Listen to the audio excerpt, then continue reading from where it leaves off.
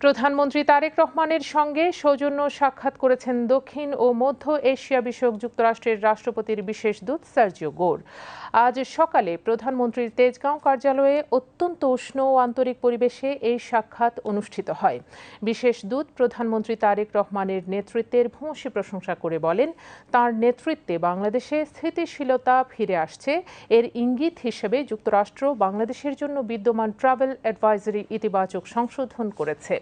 তিনি বলেন, এটি যুক্তরাষ্ট্রের বিনিয়োগকারীদের কাছে একটি গুরুত্বপূর্ণ বার্তা দেবে যে বাংলাদেশ এখন বিনিয়োগের জন্য প্রস্তুত।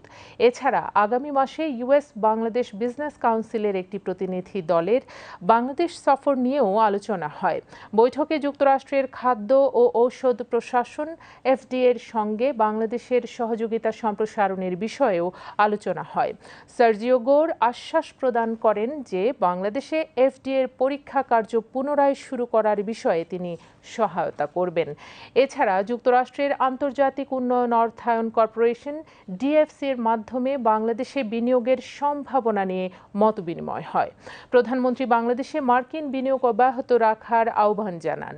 বিশেষ দূত জানান, বাংলাদেশে ডিএফসির বিনিয়োগ সহযোগিতা সম্প্রসারণে যুক্তরাষ্ট্র ইতিবাচকভাবে কাজ করবে।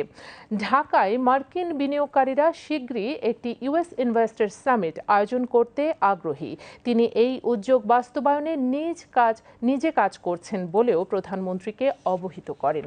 প্রধানমন্ত্রী ওয়্যারহাউজিং, সয়াবিন, তুলা, গম এবং অন্যান্য কৃষি খাতে যুক্তরাষ্ট্রের বিনিয়োগের আহ্বান জানান। তিনি বলেন, এসব খাতে বিনিয়োগের মাধ্যমে একটি শক্তিশালী ও প্রতিযোগিতামূলক সরবরাহ ব্যবস্থা গড়ে তোলা সম্ভব হবে। প্রধানমন্ত্রী তথ্য প্রযুক্তি খাতের বিনিয়োগ নিয়ে বাংলাদেশের বিশেষ আগ্রহের কথাও উল্লেখ করেন। বিশেষ দূত বলেন, এ খাতে বাংলাদেশের উল্লেখযোগ্য সম্ভাবনা রয়েছে। তিনি আরও মন্তব্য করেন যে বাংলাদেশ ভবিষ্যতে প্যাক্স সিলিকা উদ্যোগের অংশীদার হওয়ার সম্ভাবনা রাখে। এ বিষয়ে তিনি উদ্যোগ নেবেন বলে জানান। বৈঠকে রোহিঙ্গা সংকট নিয়েও আলোচনা হয়। বিশেষ দূত রোহিঙ্গা শরণার্থীদের আশ্রয় প্রদান এবং মানবিক সহায়তা অব্যাহত রাখার জন্য বাংলাদেশ সরকার ও জনগণের ভূয়সী প্রশংসা করেন এবং ধন্যবাদ জানান। প্রধানমন্ত্রী বলেন, রোহিঙ্গাদের জন্য আন্তর্জাতিক সহায়তার অর্ধেকের বেশি অংশ যুক্তরাষ্ট্রের অবদান থেকে আসে। এজন্য তিনি যুক্তরাষ্ট্র সরকার ও জনগণের প্রতি কৃতজ্ঞতা প্রকাশ করেন। বিশেষ দূত বলেন, রোহিঙ্গা সংকটের দ্রুত, টেকসই ও রাজনৈতিক সমাধান প্রয়োজন। তিনি এ লক্ষ্যে আসিয়ান প্রতিবেশী দেশ সহ সংশ্লিষ্ট সব পক্ষের সমন্বিত উদ্যোগের উপর গুরুত্ব আরোপ করেন।